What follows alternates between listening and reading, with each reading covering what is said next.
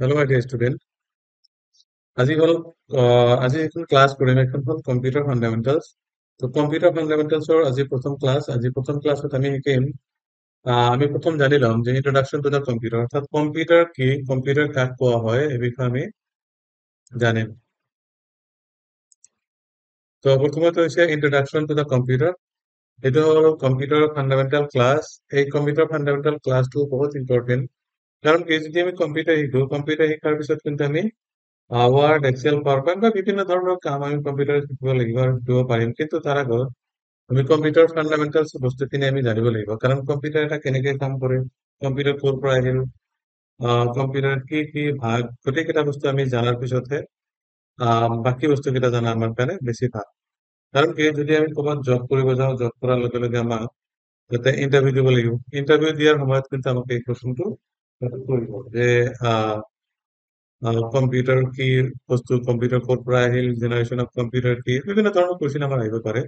তো এইবিলাকৰ কাৰণে আমি কম্পিউটাৰ ফাণ্ডামেণ্টেল জানিব লাগিব তো ফাৰ্ষ্ট অফ অল আমি ইয়াতে শিকিম যে হোৱাট ইজ কম্পিউটাৰ অৰ্থাৎ কম্পিউটাৰ কি কম্পিউটাৰ বিষয়ে জানিবলৈ আমি হোৱাট ইজ কম্পিউটাৰ ইয়াতে আমি হোৱাট ইজ কম্পিউটাৰ জানিম যে হোৱাট ইজ কম্পিউটাৰ কি ইয়াতে লিখা আছে হোৱাট ইজ কম্পিউটাৰ হ'ল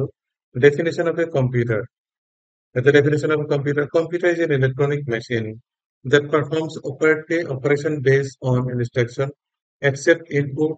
process data, produce output, and shows the result. That means যেতিয়া আমি কোনো একটা কম্পিউটাৰত আমাৰ ডাটাখিনি এন্ট্ৰি কৰোঁ ডাটা এন্ট্ৰি কৰিবৰ কাৰণে আমাৰ এটা ইনপুট ডিভাইচৰ দৰকাৰ হয় তাৰপিছত ইনপুট ডিভাইচ দি যেতিয়া আমি ডাটাখিনি কম্পিউটাৰত এন্ট্ৰি কৰা হয় এন্ট্ৰি কৰাৰ পিছত এই গোটেইখিনি ডাটা কি হয় ইনচাইড দ্য কম্পিউটাৰ কি হয় process হয়. After processing the data, it will process the output. That means it will show on the monitor. Monitor এই বস্তুটা আমি দেখা পাওঁ আমি যিটো বস্তু আমি বিচাৰি আছো যিটো বস্তু কৰিব বিচাৰি আছো এই বস্তুটা আমি কম্পিউটাৰ দেখা পাওঁ that is called uh, computer computer is an electronic machine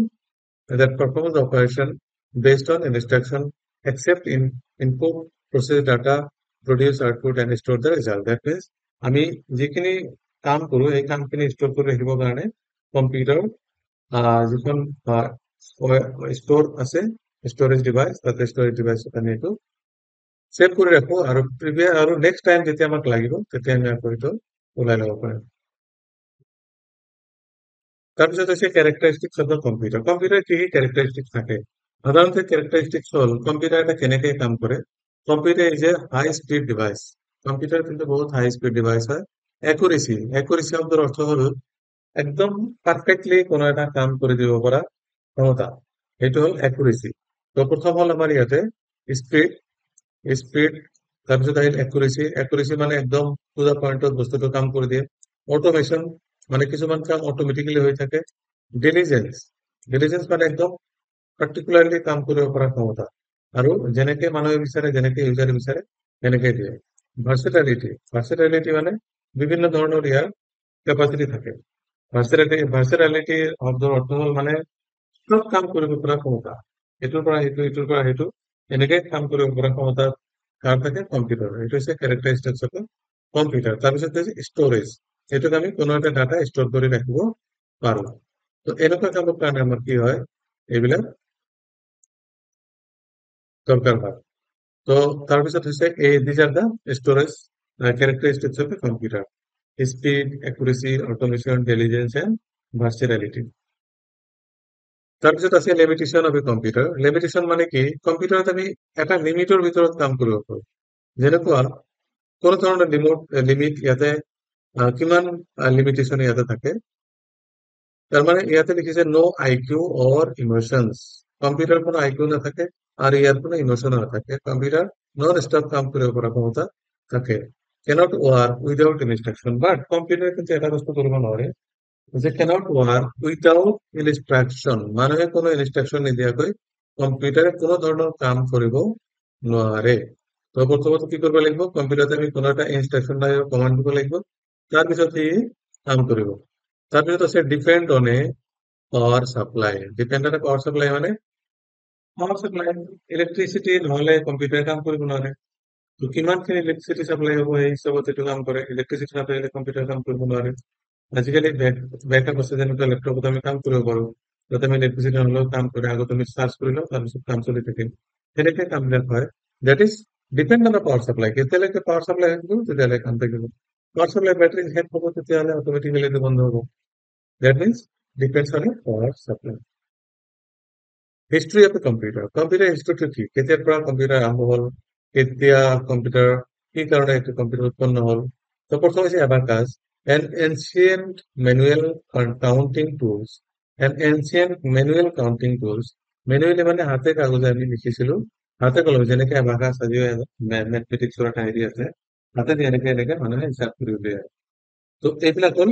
abacus abacus হ'ল এটা manual counting tools using beads of perform basic arithmetic operation বিট হিসাব করিও এইটো এবাকাস হিসাব করা হয়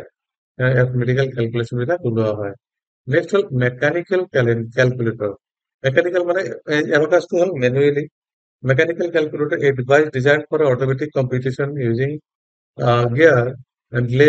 levers to process numerical calculation ক্যালকুলেশনের কারণে কিন্তু আমার computer use করা হয় that is the history of a computer analytical engine a theoretical design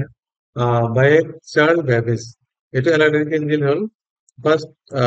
Charles Babbage এটি কি করেছিলেন চাইছিলেন যে theoretical design by Charles Babbage considered for the first concept of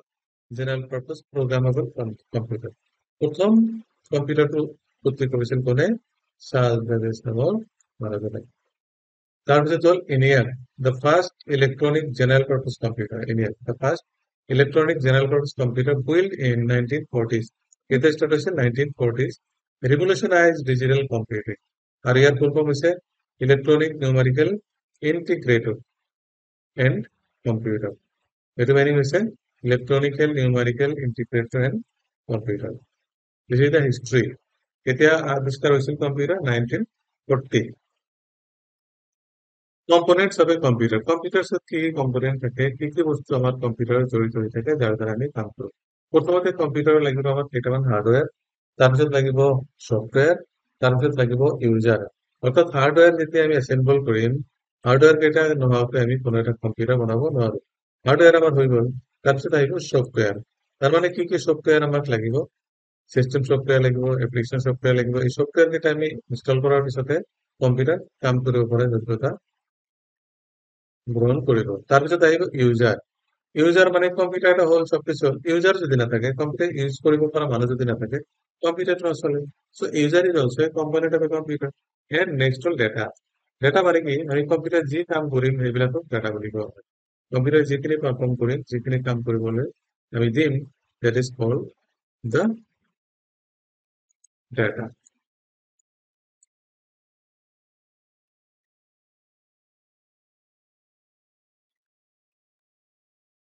তাৰপিছত নেক্সট হল আমাৰ application of a computer application কি computer application আমি কি কামত কম্পিউটার ইউজ করা হয় দ্যাট মিন্স কি কামত কম্পিউটারটো আমি ইউজ কৰো এডুকেশনাল পাৰপাস পঢ়া শুনাৰ ক্ষেত্ৰত আমি কম্পিউটাৰ ইউজ কৰো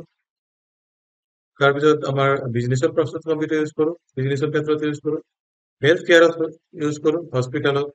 নাইবা ৰাউন্ডাৰ অপাৰেশনৰ কাৰণে আমি কম্পিউটাৰ ইউজ কৰো বেংকিং ক্ষেত্ৰত আমি ইউজ কৰো